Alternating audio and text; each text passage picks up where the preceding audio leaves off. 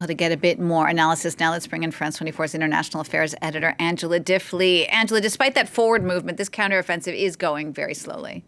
It is, and this, if it is true, will provide a very much needed boost to morale, not least within Ukraine. Everyone had hoped this counteroffensive would get off to a good start. It got off to a very sluggish start. And over the summer, there have even been rumours in Ukraine that Zelensky might call early elections. That, of course, has fuelled speculation that he is worried that he might be forced into negotiations early, and therefore he is choosing to go for early elections.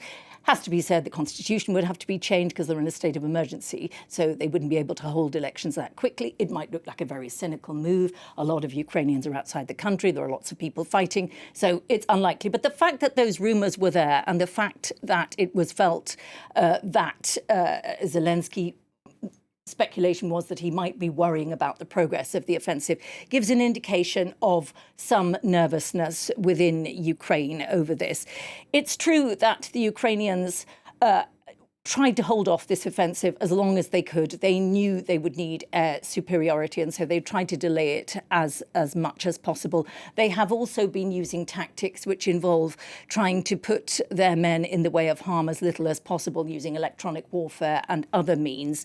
So this news today will come as a significant morale booster. It's not that this town is vitally important, but any permeating of that defence line is symbolic. Hugely good news for Ukraine. Now, of course, Western funding is key to this counteroffensive, but how long can that support go on? Yes, well, this has been a question right since the beginning, and will continue to grow, particularly in the United States ahead of the elections. There are a number of Republican candidates who are forthright or nervous about spending, and this will only become a more and more public issue as the campaign goes on.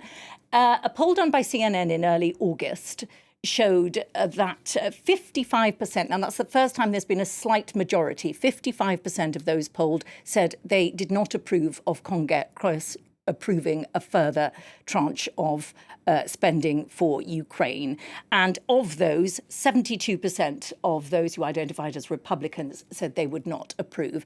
Now, only 6 months beforehand, that number was much more optimistic in favour of Ukraine. And one of the significant things which has changed since is that a conservative-leaning think tank in the United States, the Heritage Foundation, has done calculations and made public its figures that this war is causing the average American household $900. Has cost them $900 so far. So that is likely to have permeated public opinion. So obviously in Ukraine, they will be worrying as we near the US elections in the United States. They will be extremely worried about a possible Trump victory. But that said, this has been an ongoing issue right since the beginning, and the EU so far is fairly solid. Angela, thank you for that. France 24's Angela Diffley.